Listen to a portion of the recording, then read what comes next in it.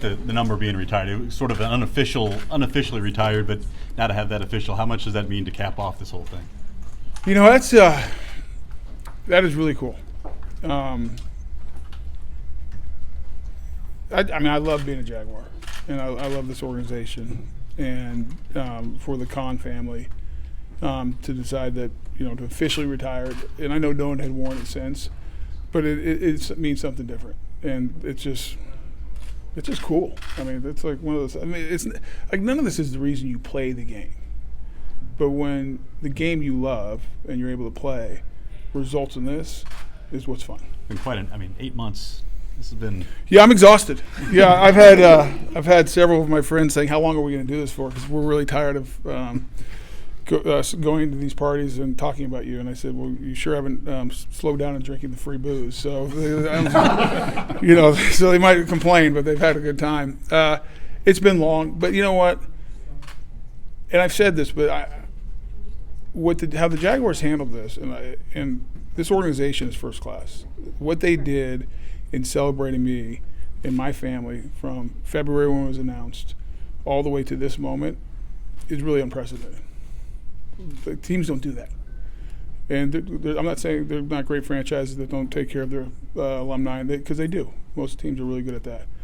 But what the Jaguars did, what Shaw did, and his family, and Mark Lamping, and Chad Johnson, and the rest, and Scott Massey, and all the team, was unprecedented. I mean, I'm blown away. And they've made it a really special 8 months. Will you wear the ring for a while?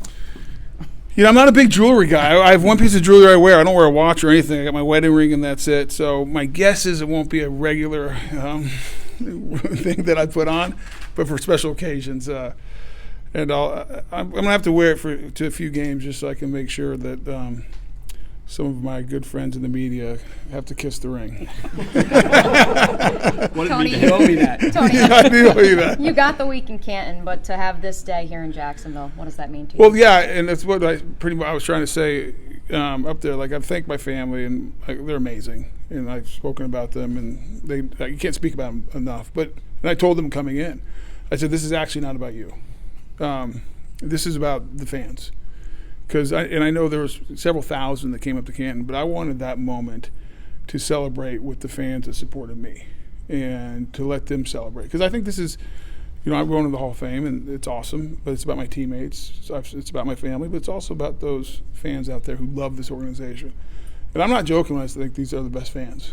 You go show me another fan base with what they've been through in the last decade plus, and they show up every week, and they're passionate, and they're starting to travel more and more as a younger generation, and I think we're going to be really good, and I think the rest of the world's going to see what a great fan base this is. So for me to celebrate with them like that was amazing. Is there any sense that now what? I mean, this is all over? Is it over? No, I mean,